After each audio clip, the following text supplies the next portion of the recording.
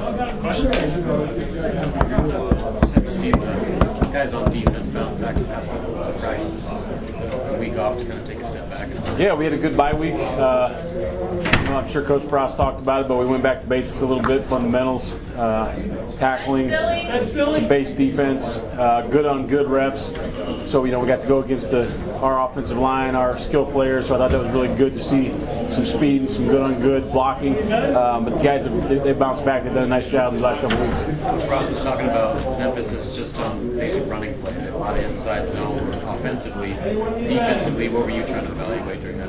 Yeah, same thing. I mean, me and Coach Frost scripted the practice together, so they kind of saw what they wanted to see, and we got to see what we wanted to see a little bit. It was a pretty work together scenario. It wasn't one of those deals where, they're running plays where they get free shots. It was pretty much, we're going to go smash each other up front. We're going to stop stretch. We're going to stop inside zone. They're going to run inside zone, run stretch, and then run some pass plays off of it. But it was good work. Is that kind of by design for you guys to see physicality? Yeah, I think anytime you're in a bye week scenario, you got to evaluate where you're at. Sometimes you're in a position where you're playing really well and you need to recover and you need to maybe get the young guys reps and those type of things. We're not at that position. We're at a position where we need to get better every single week. We need to continue to get more physical. We need to continue to develop players and develop fundamentals. What does it present to you guys? I think they've done a really good job on offense. I know they've got Coach DeBoer there who did a nice job at Fresno last year. They're a West Coast spread offense. They use the tight end really well. They've got a nice slot receiver. Then they've got some big guys on the edge. And obviously they played both quarterbacks. Both guys can run. Both guys can distribute the football. But they've got a nice offensive scheme, and they spread the ball around a lot, which is, a lot of times there's a main target. These guys do a nice job of getting a lot of players involved and getting a lot of players in football. Is there much difference depending on which quarterback's in there?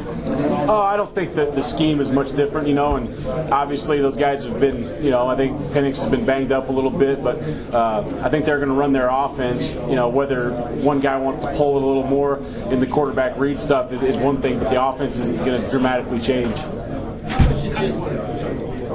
How much should just getting healed up help you guys?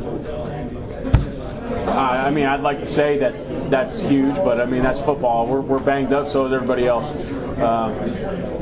It's nice to get healed up. It's nice to get those guys some rest, but at the end of the day, you got to be able to play when you're hurt a little bit, especially in the Big Ten. What do you think about sacks, tackles for loss, and takeaways? How do you feel like you guys have done in Big Ten play, and how can you maybe ignite that? Not nearly good enough. We haven't done, and we just got to keep working. We've got to be better up front. We've got to be better in the back end. We've got to make some plays on the football. Eyes have been really bad in the last few weeks. Guys just not getting lined up fast enough and not getting their eyes where they need to be. Seeing some ghosts, seeing what you're not supposed to see. If you can correct their eyes, I think we're going to, which we've done a lot in the last few weeks. It wasn't putting in a whole bunch of new stuff. It was going back to basics, and here's where your eyes need to be. You can't be an eye violator out there and play good football. I don't care if you're at high school level or college level or the NFL level. You have to have your eyes where they're supposed to be, and we haven't for the last couple of weeks. I know it's simplistic to say, hey, we need a guy that can just go get the bat and the quarterback, regardless of our scheme. But do you feel like you have players in your system that can just go make that play and challenge a tackle the way that a great pass rusher can? Yeah, I think we got some guys that can rush the passer. We obviously are going to try to find some guys that are, dominant pass rushers. We have some guys that can do that. Unfortunately, the last couple of weeks we haven't really earned the right to do that. We haven't done a good enough job on first down to warrant a second and long or a third and long. So that's part of it too. Getting them in a must-pass situation, and we haven't done a great job of that. You guys are going to wear your alternate uniforms this week. I know for the defense that's kind of a special deal for you. What's been the message to the defense about just everything that uniform is supposed to represent? We haven't talked about it at length yet. Coach Frost just kind of brought it up to him. I can't remember if it was this morning or last night. So we're going to get into that a little bit. But obviously, anytime you put that shirt on, it better mean a lot. Have we earned the right to wear that? Probably not. but that's what it's scheduled to be worn. So it better mean a lot this week, and you better represent it when you put it on. Tanner played, I think, maybe the first couple drives of that Minnesota game, and then he left. Was he dinged up, or did you not like something you were seeing from him?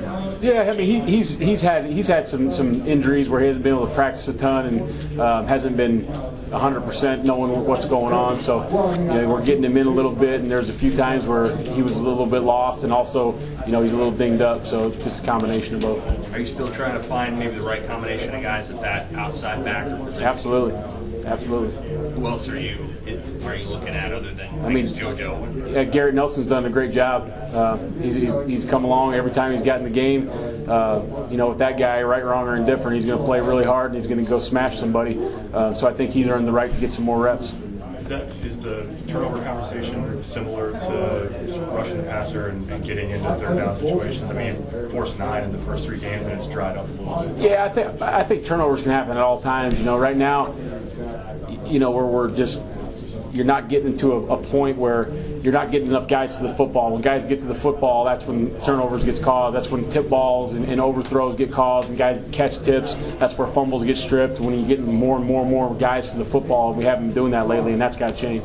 Is Indiana's offense similar to yours? Yeah, I mean there's some similarities, definitely structurally. And it's as Coach Frost, as you've seen this offense evolve from Oregon 2009 to now, there's been a lot of stuff. There's not a ton of plays where you haven't seen other than quarterback under center, power and those types of things. But just about everything in the spread game we've seen at some point or another, and they have a lot of similar concepts. If those jerseys are permanent, Coach Frost mentioned earlier in the season that he wants them to be something that they earned with a great performance before. But with this, do you kind of embrace the opportunity of maybe a great performance with these black shirts kind of starts that tradition? Absolutely. You think you put those things on and you go out and have a great day. That'll set the tone for what it's supposed to be from here on. All good. All right, thanks.